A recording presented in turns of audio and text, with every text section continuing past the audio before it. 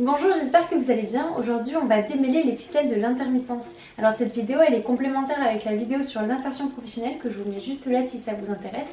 Et dans ce cadre-là, la profession est liée au revenu financier. Qui dit finance dit souvent travail. Et donc c'est vraiment dans ce monde du travail qui est vaste, diversifié et très administratif, ce qui est souvent synonyme de complexité en France, que l'on va vraiment rentrer aujourd'hui. Pour ça, on va expliquer tous les acronymes et les démarches à faire quand on veut rentrer dans le système de l'intermittence. Mais déjà, c'est quoi l'intermittence?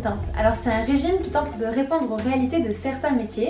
On a bien conscience que d'être boulanger ou de travailler en milieu hospitalier, ce n'est pas la même chose que d'être videur ou de travailler en restauration par exemple.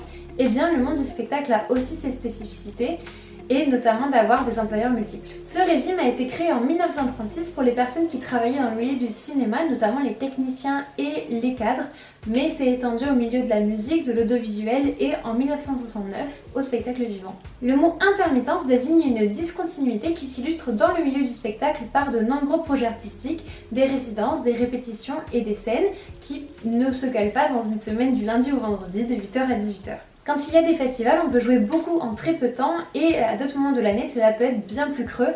Et cette discontinuité crée une réelle précarité. Il est très difficile de savoir sur le long terme combien de temps, avec qui et quand on va travailler. La précarité de l'emploi crée de réels questionnements pour vivre correctement parce que dans un monde où on fonctionne avec des banques, des abonnements, des loyers, ne pas avoir de revenus réguliers pour ne pas dire mensuels, ça devient très compliqué. Cette réalité peut dissuader beaucoup d'artistes et appauvrir le milieu culturel s'il n'est pas soutenu.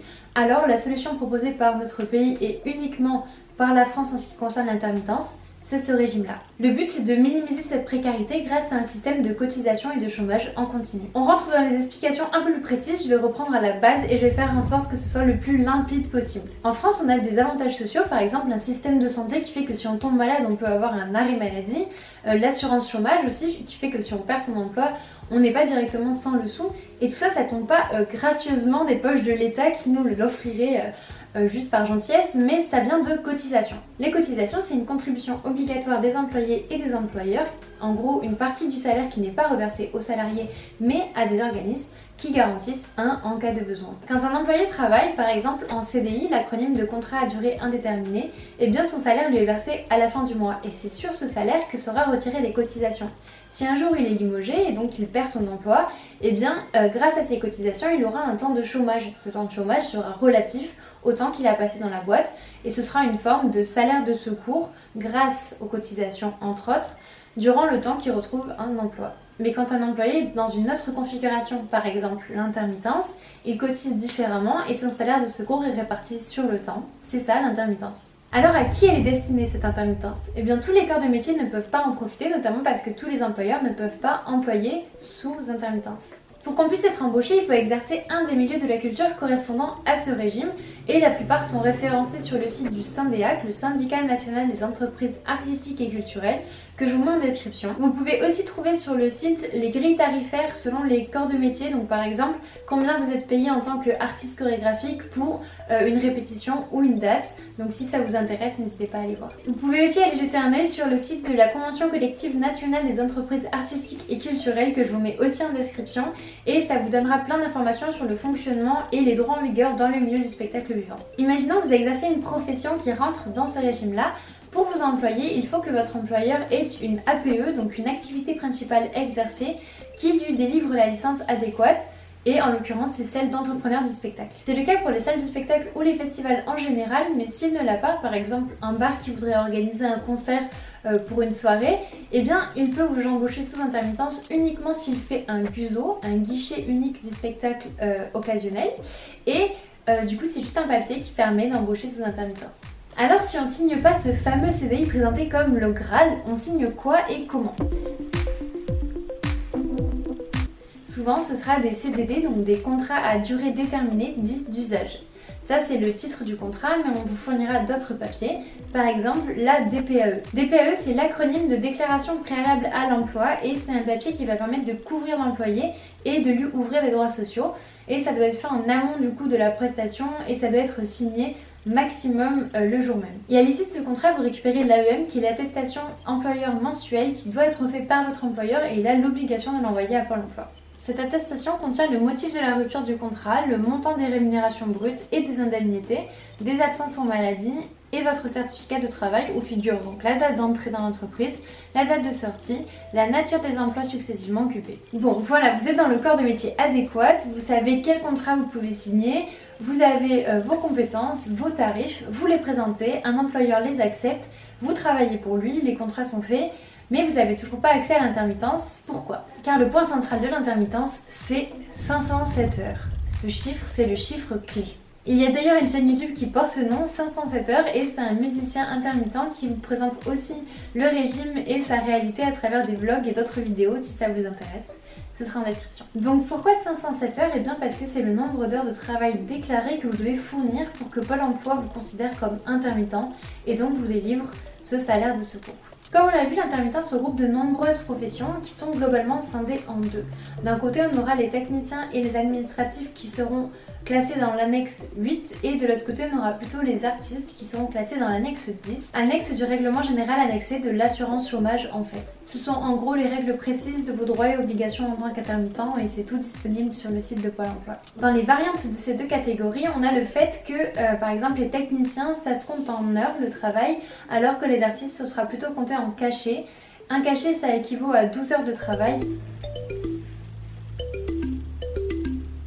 Et donc il faut en faire plus de 40 pour obtenir son intermittence.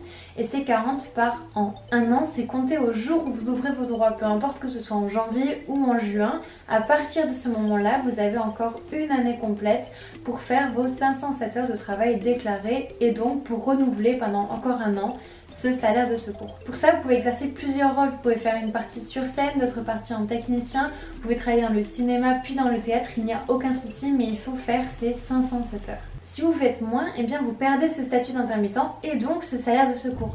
D'ailleurs, pour préciser, ce salaire de secours, il est compté non pas par mois comme pour les employés du régime général, mais par jour. L'idée est que vous êtes payé les jours où vous ne travaillez pas. Donc par exemple, si vous avez un jour où vous allez faire une date et donc un cachet, ce jour-là vous ne serez pas payé parce que vous aurez un salaire et donc pas besoin d'un salaire de secours. Et ce salaire de secours, il est calculé selon des règles bien précises qui sont toutes expliquées sur le site de Pôle emploi si ça vous intéresse. Personnellement, je ne me lancerai pas à les détailler ici, mais pour vous donner une idée générale, on ne peut pas gagner moins de 31,36 € par jour et pas plus de 155,77 € par jour, selon les textes que j'ai à cette date-là, à vérifier. Mais de toute façon, si vous êtes dans la moyenne haute, ce n'est pas ce que vous gagnerez directement. Et tout simplement parce qu'il y a cette histoire de cotisation. Tu donnes aussi à la caisse de congé spectacle qui est censée te permettre d'avoir 2,5 jours de congé pour 24 jours de travail.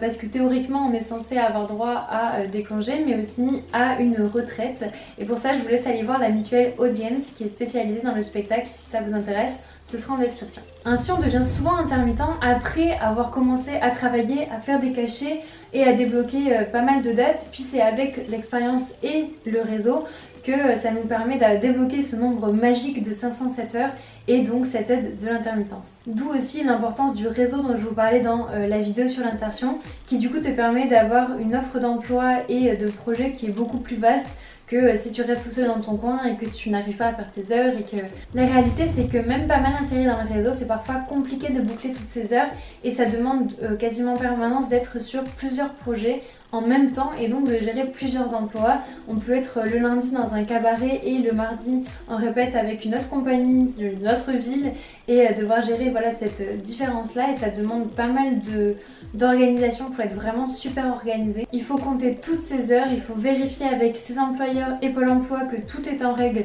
quasiment en permanence en sachant qu'on a plusieurs employeurs, ça devient une charge mentale qui est réelle. Et ça peut être parfois compliqué notamment de ne pas avoir beaucoup de contraintes parce qu'en fait on a une liberté en termes d'horaire, d'emploi, de projet qui est assez folle mais il ne faut pas que ça parte en roue libre si on veut pérenniser ce système là parce que si on se laisse un peu aller on peut vite ne pas faire ces 507 heures et donc ne pas renouveler sans statut d'intermittent. C'est un régime qui n'est pas du tout valorisé socialement et qui est vu par une majorité ignorante comme un luxe injustement octroyé. Et souvent cette majorité ignorante ne sait pas en fait qu'il y a un système de cotisation, que ça demande beaucoup de travail et d'organisation et aussi la réalité du monde artistique c'est que malheureusement beaucoup du travail qui est fait en amont et même après les projets n'est pas valorisé ni déclaré. Après ce régime c'est quand même vraiment un luxe au niveau mondial parce que c'est le seul endroit au monde où on a ce type d'aide aussi élaboré, je vais dire, qui permet aux artistes de vivre de cette façon-là. Et vraiment, on a beaucoup de pays qui nous envient pour ça, donc on peut vraiment s'en réjouir, même si ça reste un système qui est perfectible. Beaucoup d'artistes cotisent sans arriver à avoir le statut d'intermittent à la fin, et aussi pour les employeurs, c'est pas spécialement avantageux. Selon une source que je vous mets en description, eh bien, en tant qu'employeur, tu payes hyper cher un intermittent. Par exemple, si tu le payes 200 €, et bien de ton côté, tu payes entre 400 et 450 €. Il y a les charges patronales et les charges sociales qui sont liées à l'URSSAF, qui est l'Union de recouvrement des cotisations de sécurité sociale et d'allocations familiales. Et il y a ce qu'on doit verser à Pôle emploi, notamment pour l'assurance chômage. Et il y a aussi ce qui est lié aux formations avec l'AFDAS, et aussi ce qui est lié au congé spectacle et à la retraite avec la mutuelle Audience dont on parlait plus tôt. Donc au final, c'est toutes les cotisations dont on parlait plus tôt et qui ne sortent pas de nulle part. Alors j'admets que c'est pas le système le plus simple ni le plus facile à comprendre, mais il y a quand même beaucoup d'artistes qui s'en sont saisis et qui sont intermittents, qui vivent de ça vraiment bien, correctement, et qui permettent voilà, de continuer à faire des projets et à kiffer la vie en fait, juste. Donc en vrai, ne soyez pas inquiétés, j'ai juste essayé de démêler, je comprends que ça fasse beaucoup d'informations. Et si vous n'arrivez toujours pas à vous saisir de toutes ces données, eh bien il y a des aides à Pôle emploi, il y a des aides à plein d'endroits, donc n'hésitez pas à les saisir. Il y a aussi d'autres façons de vivre sa carrière artistique et professionnelle. Il y a d'autres statuts, par exemple celui d'auto-entrepreneur, ou comme on parlait dans l'insertion pro, il y a aussi des CDI qui peuvent être signés. Donc il ne faut pas juste se dire c'est ça ou rien, même si c'est franchement une belle solution. Plus que ce qui n'y paraît actuellement. Bon, j'espère que cette vidéo vous aura un peu éclairé sur ce régime-là de l'intermittence qui me paraît hyper important parce que même s'il ne vous concerne pas forcément directement, il est extrêmement lié au milieu du spectacle vivant. Et donc peu importe où on se situe, ça me paraît intéressant d'en connaître un petit peu les bases. Et j'espère que ça vous a aidé. Et sinon, n'hésitez pas à poser des questions en commentaire. N'hésitez pas à ajouter des informations ou des précisions si vous en avez. C'est tout là-bas. Et sinon, si la vidéo vous a plu ou que vous avez appris des choses, faites-le moi savoir. Abonnez-vous pour soutenir le projet. Et quoi qu'il en soit, merci d'avoir passé ce moment avec moi et passez une très très belle journée.